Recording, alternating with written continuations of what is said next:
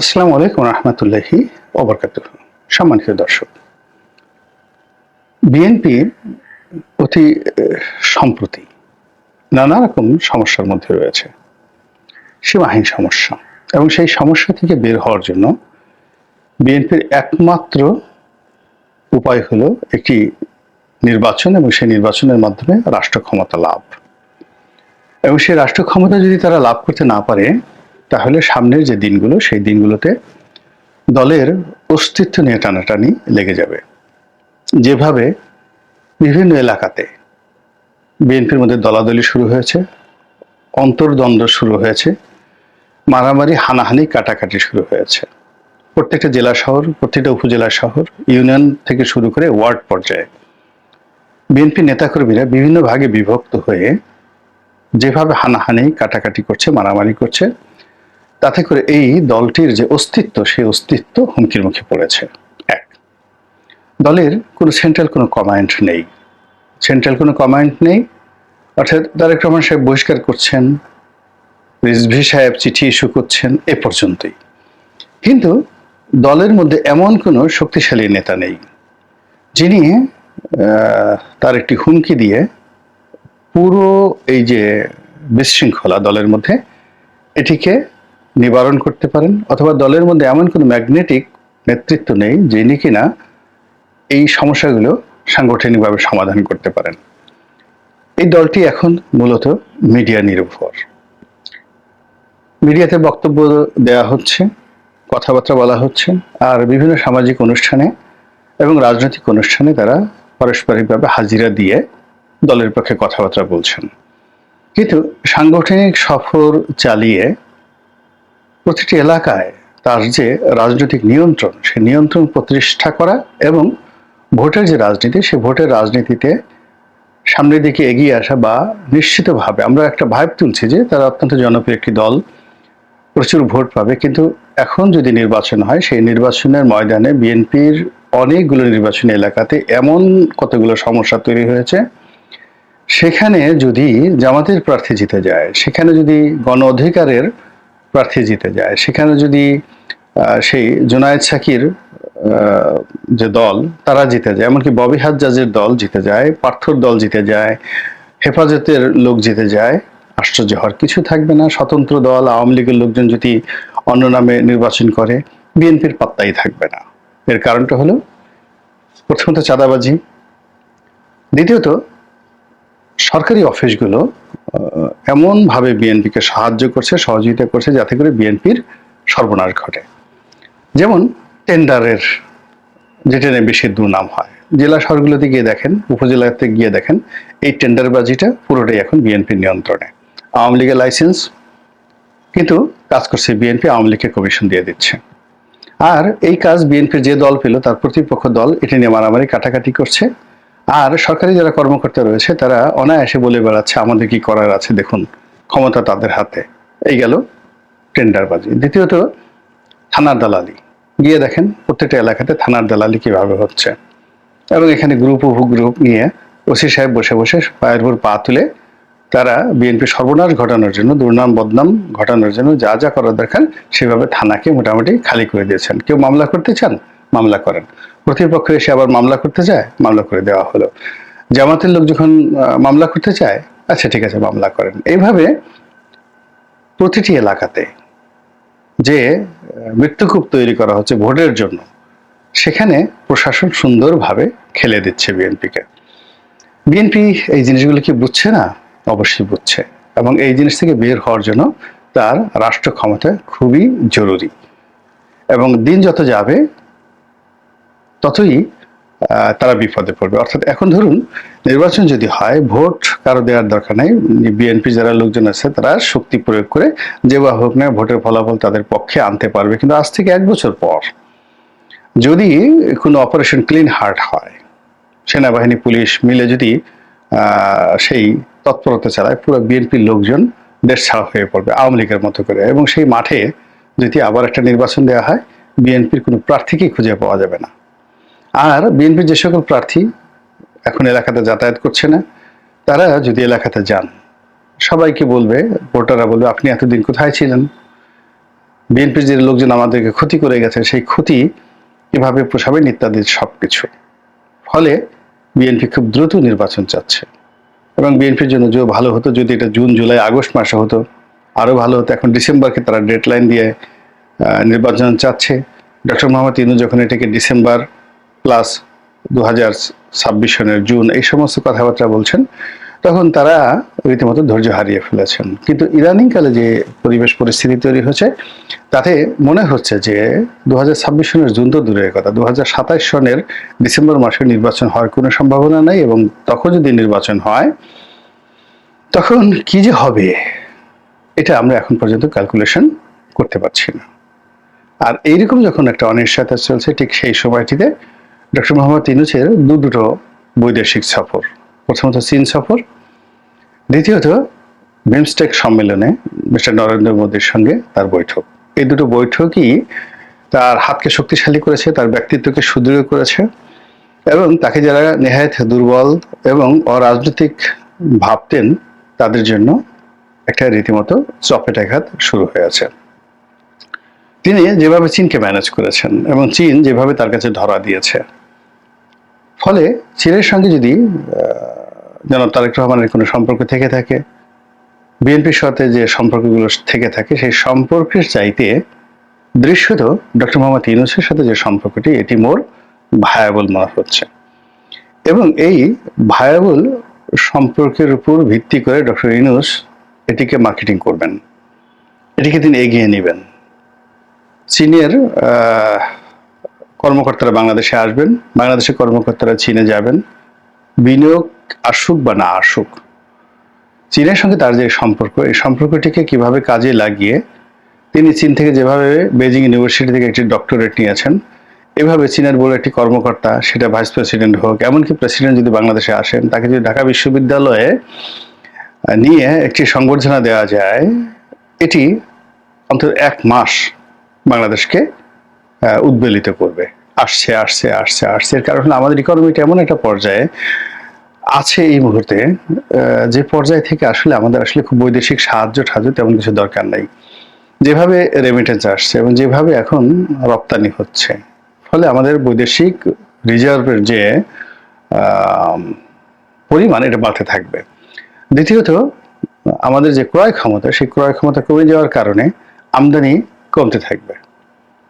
আর আমদানি কমার সঙ্গে সঙ্গে যে জিনিসটা হচ্ছে, আমাদের যেহেতু একটি অরাজনৈতিক সরকার, যে বছরে প্রায় 300 কোটি টাকার যে এডিবি হয়, অর্থাৎ এলাকাতে 40 দিনের কর্মসূচি, বিভিন্ন সামাজিক কর্মসূচি সব মিলে প্রায় 3 লক্ষ কোটি টাকা। অর্থাৎ যদি 6 লক্ষ কোটি টাকার বাজেট হয়, অর্ধেকটাই এভাবে আসলে এডিবিতে চলে যাবে, বা 7 লক্ষ কোটি টাকার হলে অর্ধেকই এডিবিতে চলে যাবে 3 লক্ষ কোটি টাকার। এই 3 লক্ষ কোটি টাকার মধ্যে এই বছর যে বাজেট, সেখানে 1 লক্ষ কোটি টাকা হইলে হয়ে যাবে। এই কারণে লেখায় রাস্তাঘাট নষ্ট হয়ে যাচ্ছে, যা কিছু হচ্ছে, এটা নিয়ে সবই কেউ মানে এই মুহূর্তে ওটা জাতীয় নিউজে আসবে না, ওটা ডক্টর মোহাম্মদ ইউনূসের কোনো রকম সমস্যার সৃষ্টি করবে না।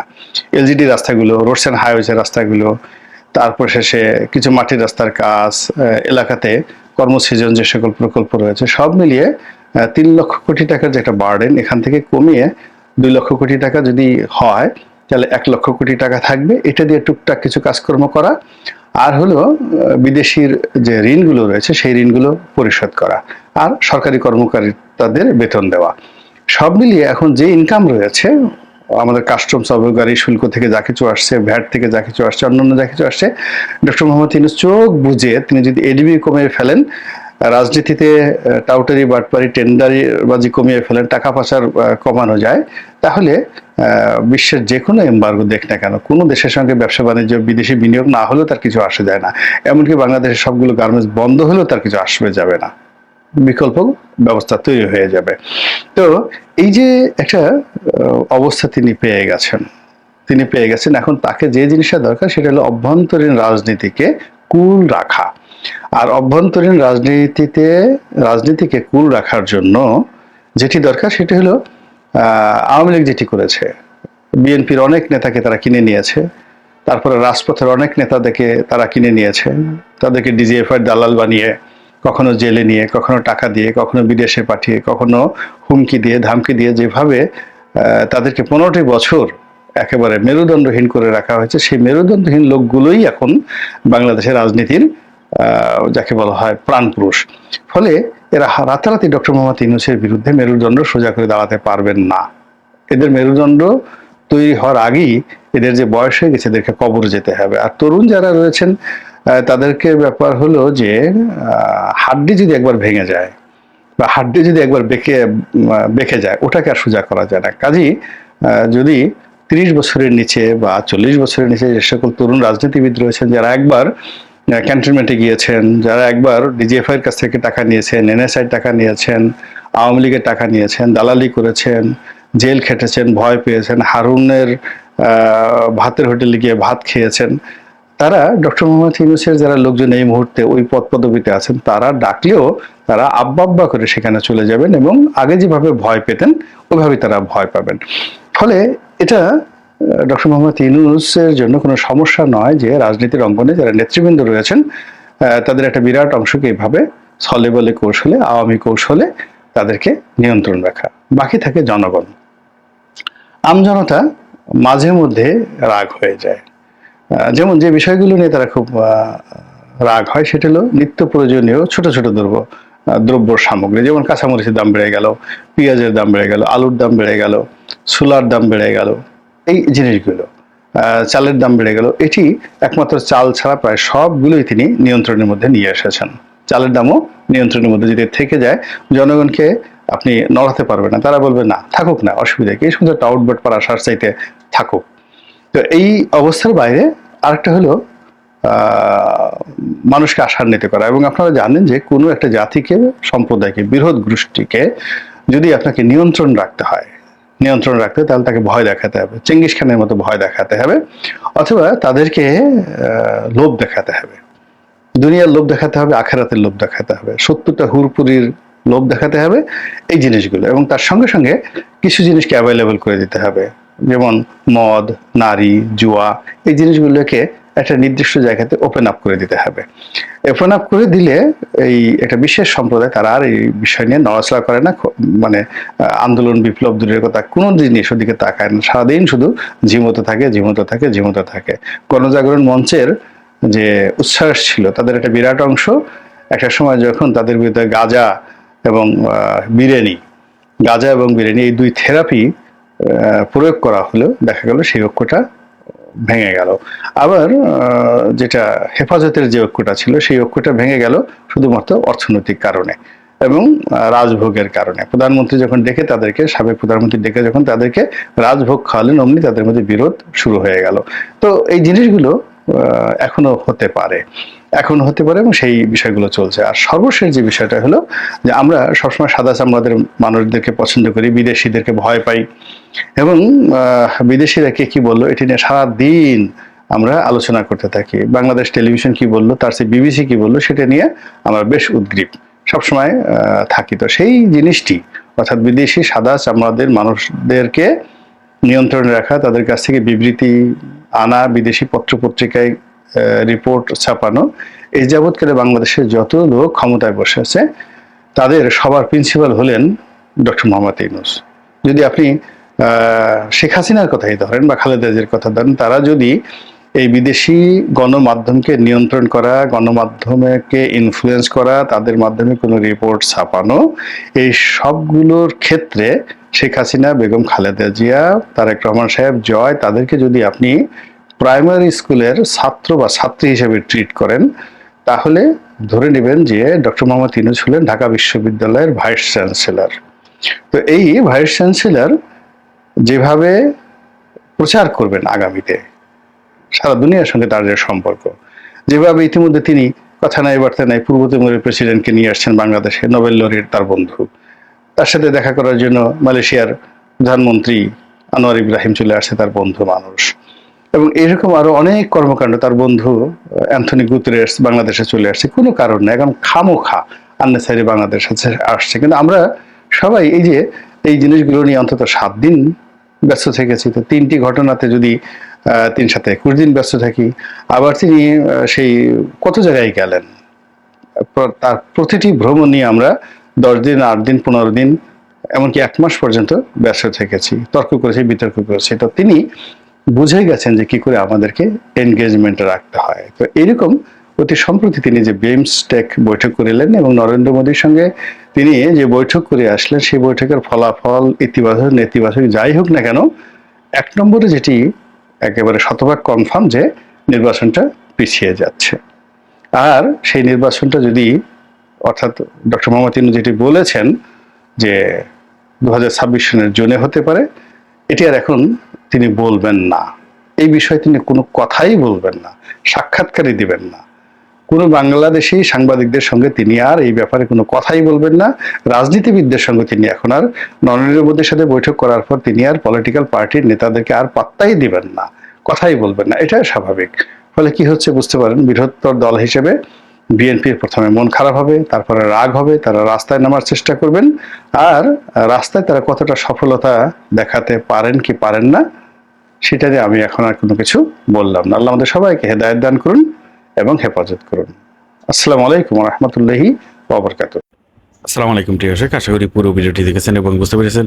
বিশেষজ্ঞ গোলাম মোল্লা রনির আজকের এই বিশেষ লাইভটি আপনাদের কাছে কেমন লেগেছে অবশ্যই কমেন্টে জানাবেন। সবাই ভালো থাকবেন, সুস্থ থাকবেন। ভিডিওটি শেষ করছি। আসসালামু আলাইকুম।